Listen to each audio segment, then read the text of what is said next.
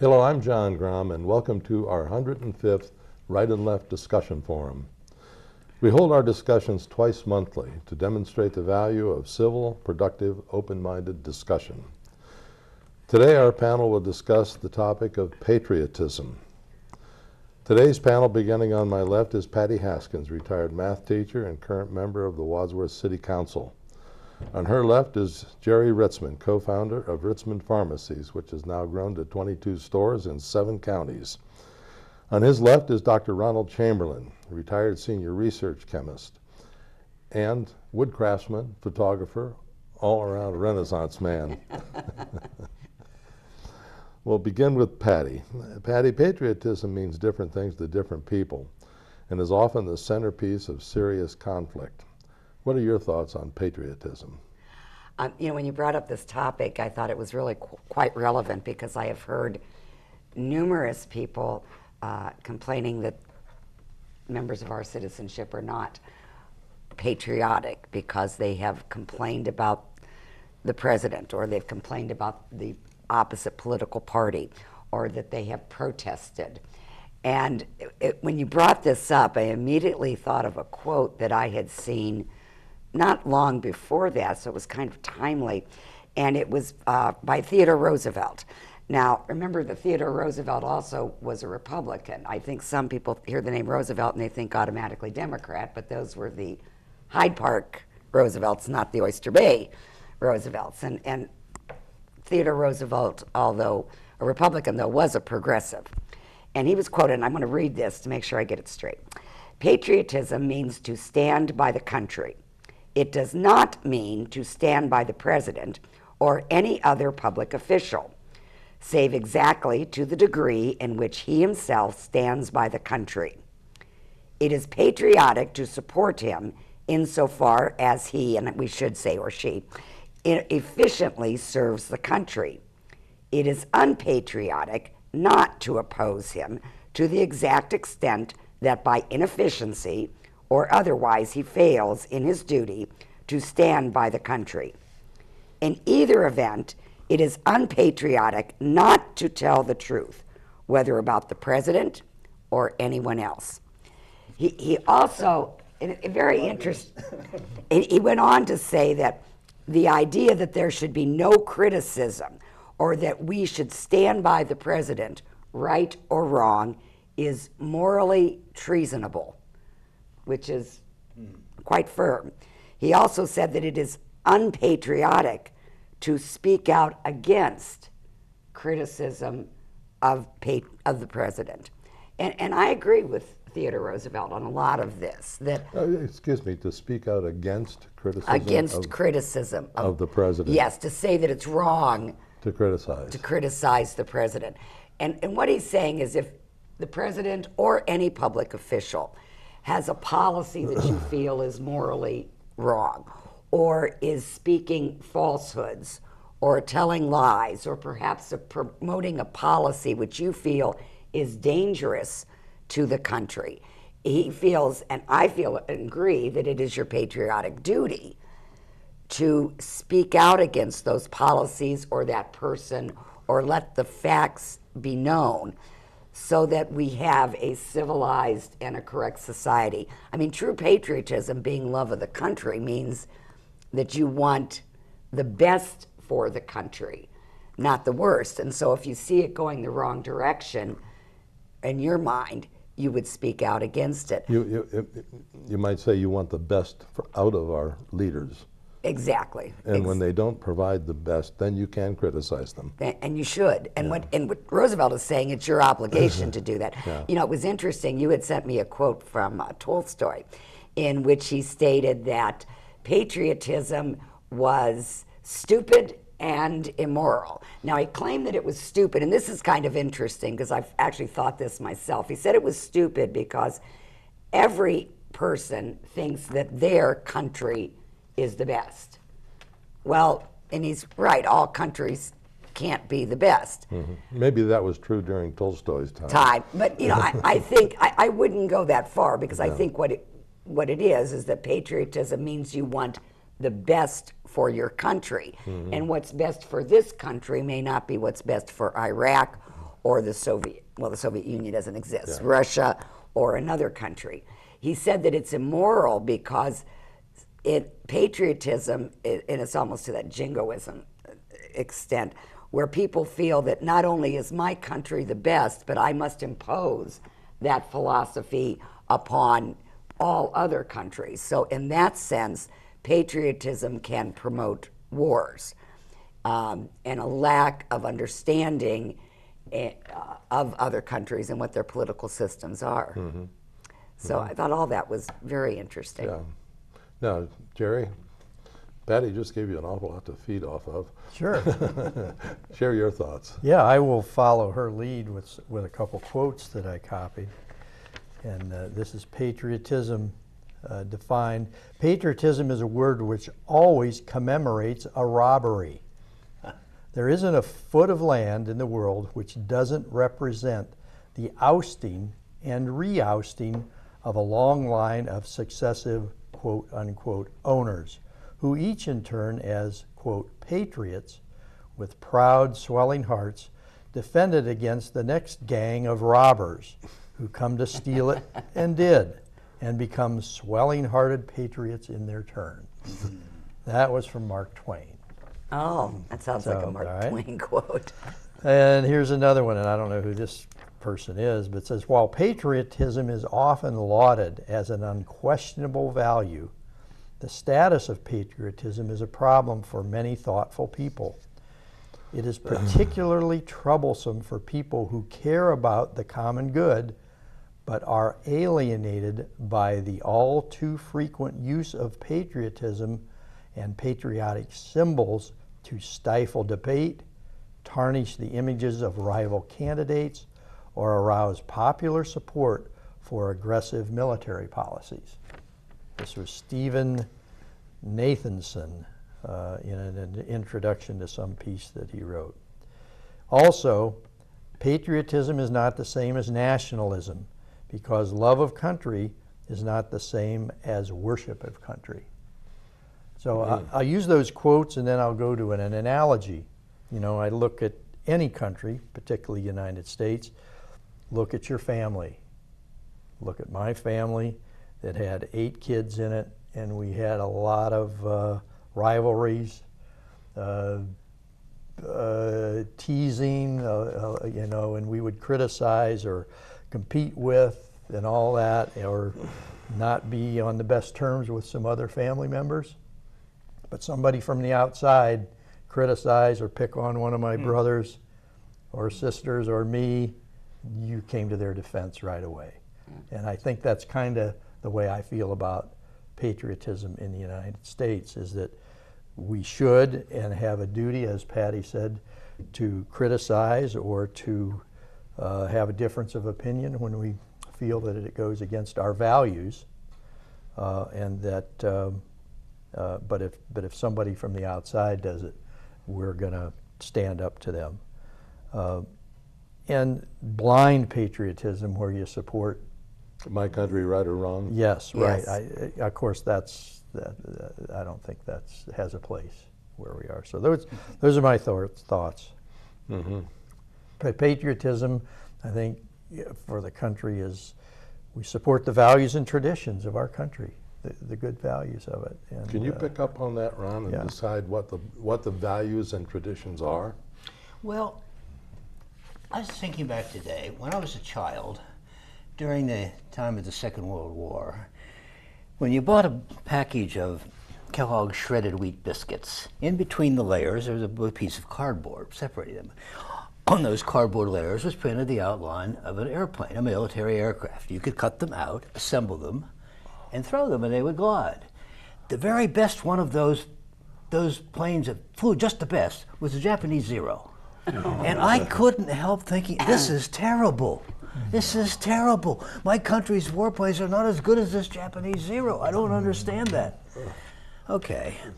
Coming along a little bit later, in my 20s, I discovered a theologian called Paul Tillich, who was at, John may remember, we tried to discuss him in adult Sunday school at some point with not too much success.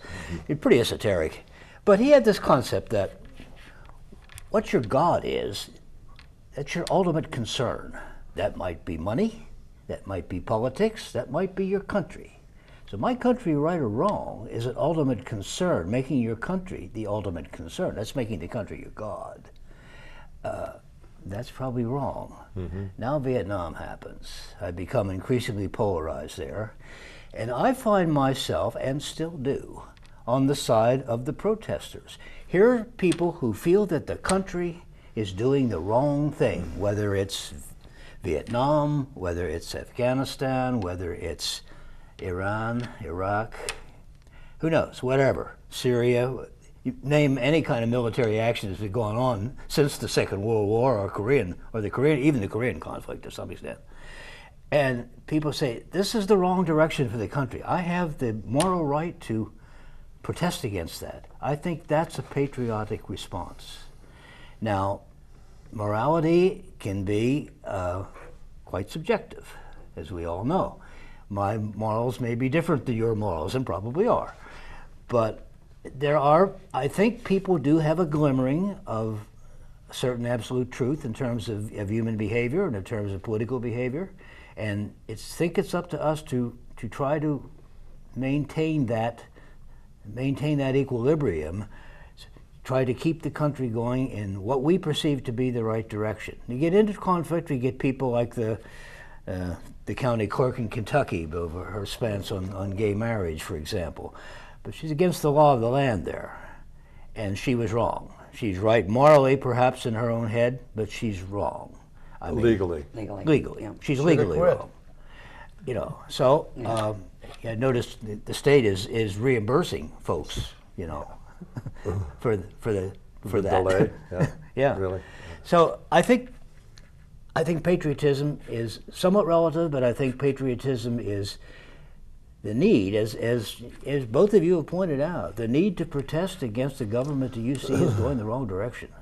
To support it, to support your government, to love your country, but, you know, I've been reading recently Gregory Maguire's trilogy based loosely on the Wizard of Oz, Wicked, A Lion Among Men, and Return to Oz, or Out of Oz. And Dorothy comes back in the third one. She's caught in the San Francisco earthquake and winds up back in Oz.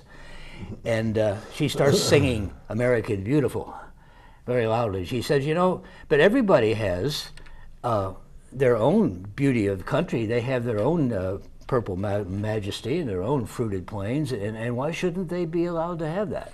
So was it you who said this, that, you know, other people, you come in, we rob, we create a genocide of the American Indians, and we wipe those out, we rob their country? And they had taken that And from they in turn somebody had taken prior. it from somebody else. Tribes Right. that were in warfare at all times. Nothing civilized about the savage, but so to speak. And we but, still have eminent domain where the city can take property and give it to still Walmart. do, yeah. The big thing now about drilling and fracking and that kind of prospecting in our neighborhoods, and we have no right to protest that legally.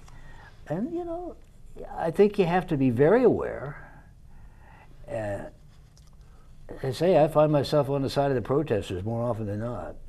When you think about love of country, though, which is the definition of patriotism, exactly what is it that you love when you're a patriot?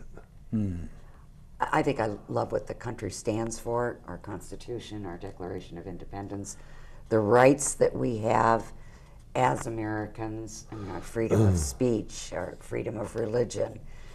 And these are the things I value, and I am willing to speak up to defend.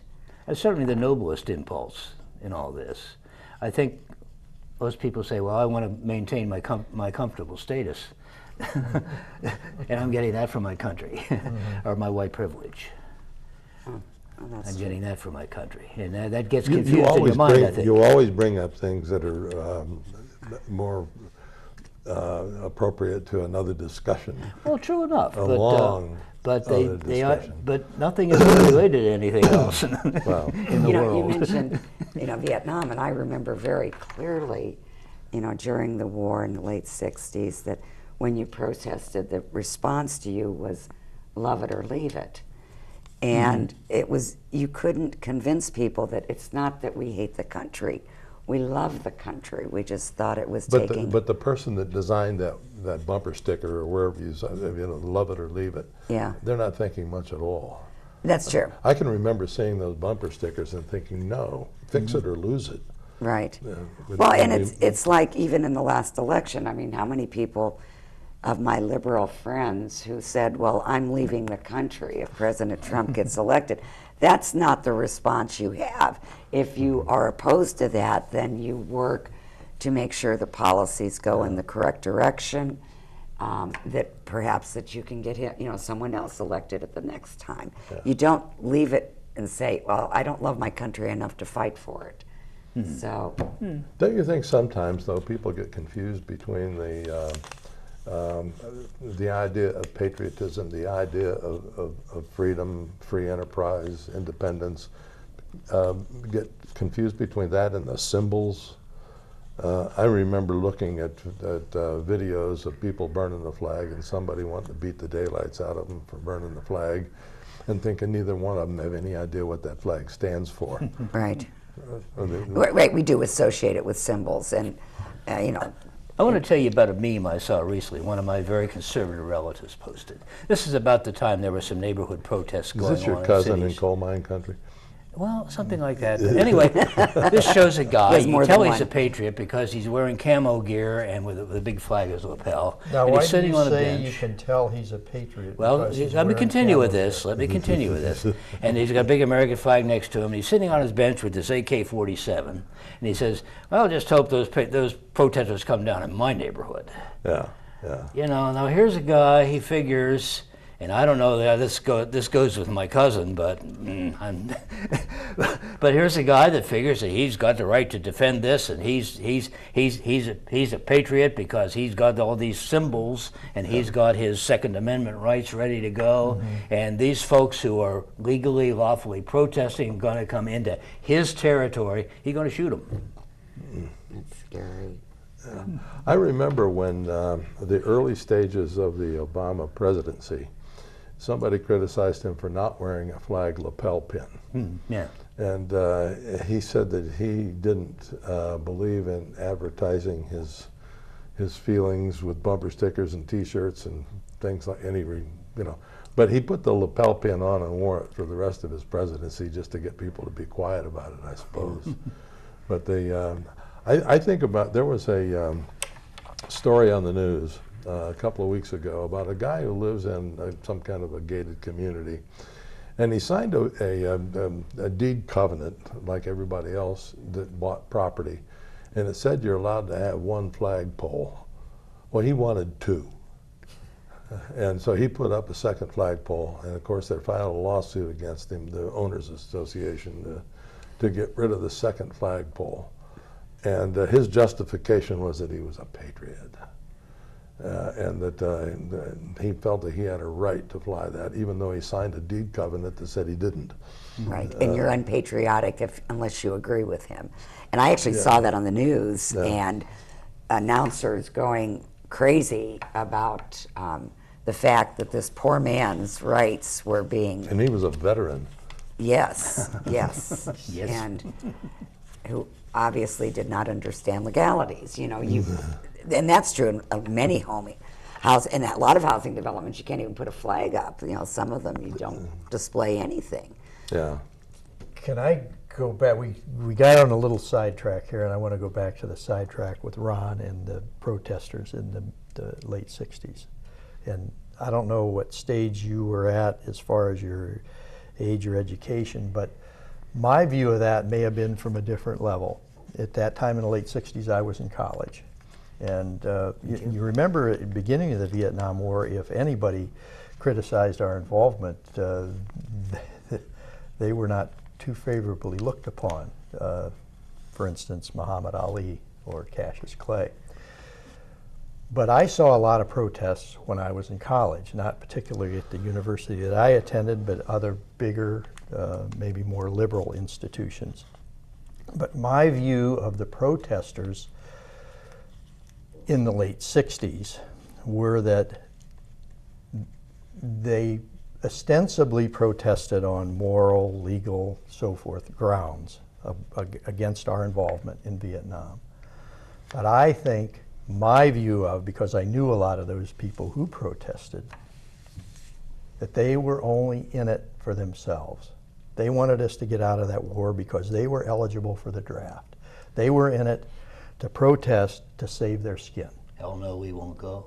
Well, yeah, but that because, and I don't mean to be judgmental here, but as I went to school with them, socialized with them and so forth, it didn't seem that they had the same standards in their personal life as they held the country to.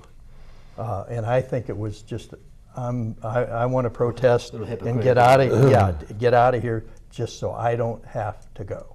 And I'm That's sure my opinion. I'm sure there were some. That's I my don't opinion. think Now, that was- I think that's one of the gravest responsibilities that our leaders have, and that they really need to think long and hard about, is when they ever commit any of our troops to conflict. I mean, this is really serious stuff. When they commit somebody to go into Afghanistan or Iraq or any place, I mean, that's serious stuff. Yeah. But that's my opinion on the protest, and I'm sure that we I'm both quite, have. I'm quite that's true.